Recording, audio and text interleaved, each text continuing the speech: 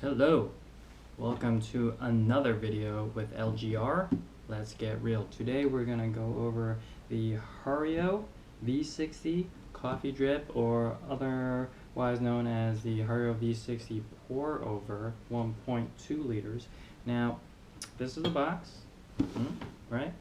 Got some Japanese on it. It is made from Japan, and here what it looks like out of the box.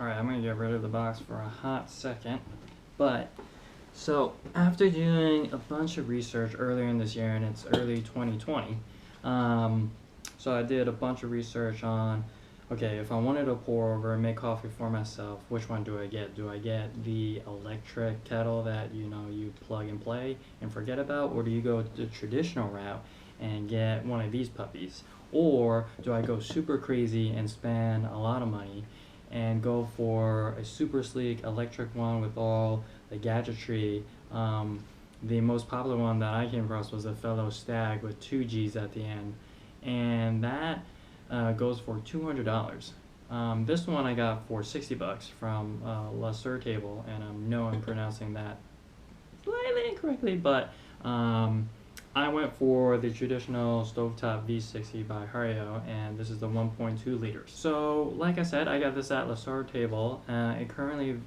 retails for $62 on their website, and it is December 2020. I think I got it for $10 cheaper earlier in the year in person because they price matched, which is awesome. But the reason I bought it in person and at the store was because of 2 reasons. One, I was in a different city. I wasn't in New York, I was in LA, and I wanted to make coffee the next day. So I wanted it immediately. And then secondly, brings me to the topic of where this actually is made. So in my research, I found out that if it's made in Japan, it's like really good quality. But if it's made anywhere else, like China, there were some quality issues.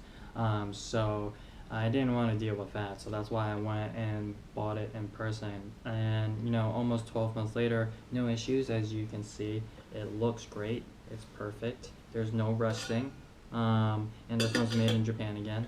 And yeah, let me break it down for you. So the reason I bought this, right, was because it was just me. I wanted to make coffee for just myself in 1 cup, right? I'm not gonna drink cups and cups of coffee in 1 sitting. So that's why I chose the pour over drip kettle method.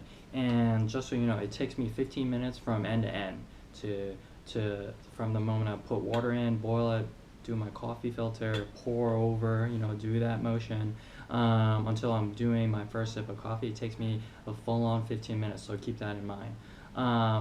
And it works for me because in the mornings I just want 1 coffee for myself. My girlfriend doesn't do coffee, but if you want to do 2 cups, it can do 2 cups, but so I'm talking about 2 9 ounces of coffee, but I would say that's your max.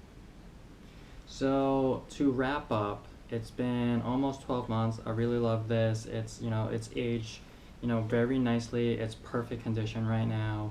And if I had a time machine to go back, I would do it all again. I would buy this.